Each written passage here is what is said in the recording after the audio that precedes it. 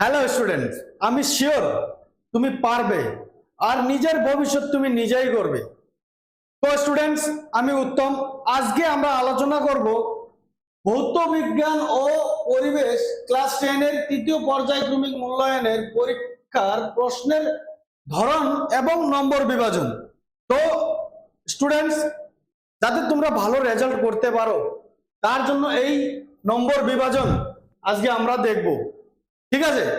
তো এইখানে একটু বুদ্ধি লাগিয়ে যদি আমরা পড়াশোনা করি অবশ্যই ভালো মার্কস আনা যায়। কিন্তু দেখো এখানে নম্বর বিভাজনের সমস্তটাই কিন্তু দেখো হাইস্ট নাম্বার কত এখানে দেওয়া আছে। ভৌত বিজ্ঞানে দেখো 3 নাম্বার হাইস্ট প্রশ্নের মান কিন্তু 3 নাম্বার, আর সমস্ত প্রশ্নই কিন্তু শর্ট প্রশ্ন আসছে। ঠিক আছে? তো আমরা আগে জানবো ভৌত বিজ্ঞানের সূচিপত্র থেকে।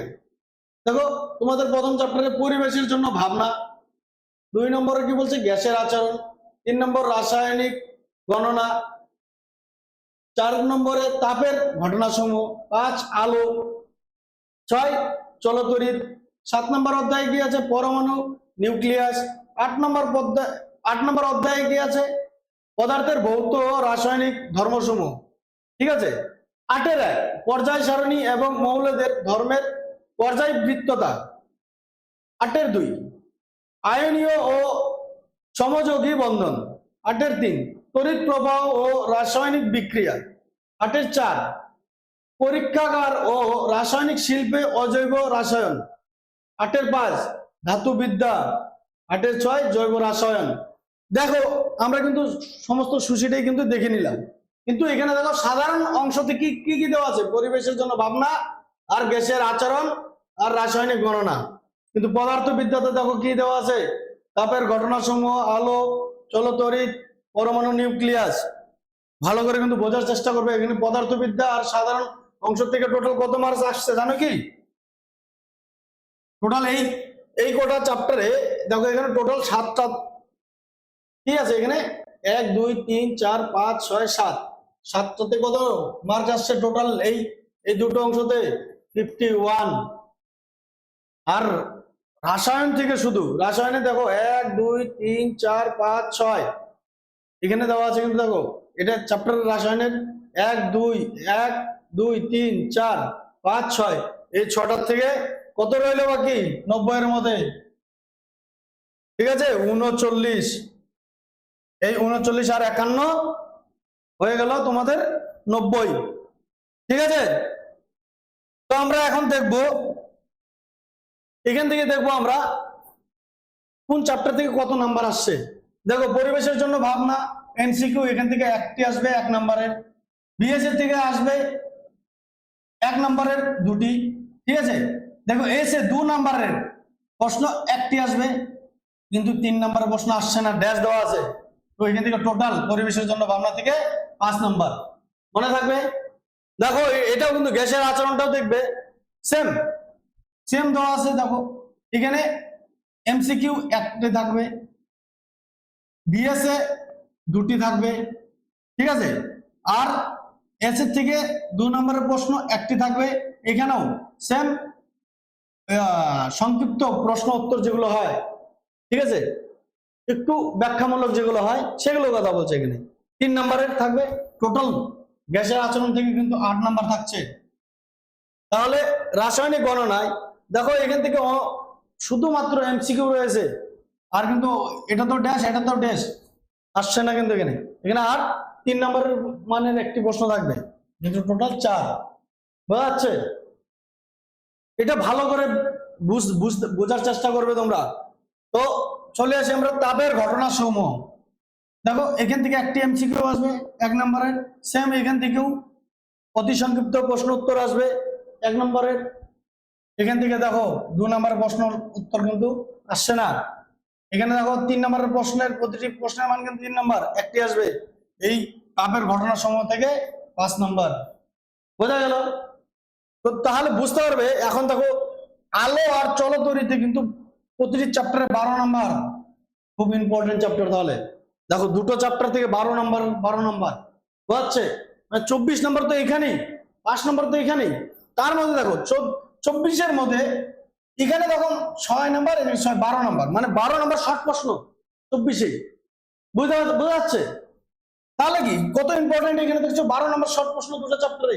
ভালো করে কিন্তু শর্ট প্রশ্নগুলো পড়তে হবে, বড়গুলো তো পড়বেই, কিন্তু শর্ট প্রশ্ন পড়লে আমার মনে হয় 60 নাম্বার তো এমনিই তোমরা উঠাতে পারবে। বুঝা যাচ্ছে? তো আগে আগে দেখি আলো। দেখো আলোতে দুটি প্রশ্ন আসবে 1 নম্বরের, সেম এখানেও 1 নম্বরের দুটি প্রশ্ন আসবে বিএসসি থেকে। এখানে আসবে একটি প্রশ্ন 2 নম্বরের, 3 নম্বরের প্রশ্ন আসবে দুটি, এই হয়ে গেল 12। বুঝা যাচ্ছে? সেম চলো তরিত, সেম আগে আর বললাম না, 1 নম্বরের দুটি আসবে, এখানেও 1 নম্বরের দুটি আসবে, এখানেও 2 নম্বরের একটি, এখানেও 3 নম্বরের দুটি।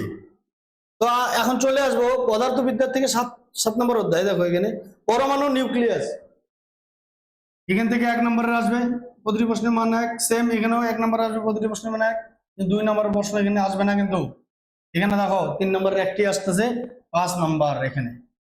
তাহলে এখন আমরা চলে যাবো রাসায়নিক।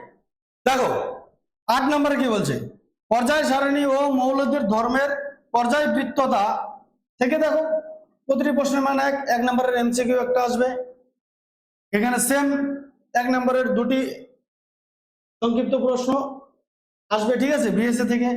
2 নম্বরের এখানে দুটি আসবে, কিন্তু 4 নম্বর আছে, এই হচ্ছে 6 নম্বর, 1 1 2 2 2 সরি 1 1 2 আর 4, এই হচ্ছে 6, ঠিক আছে।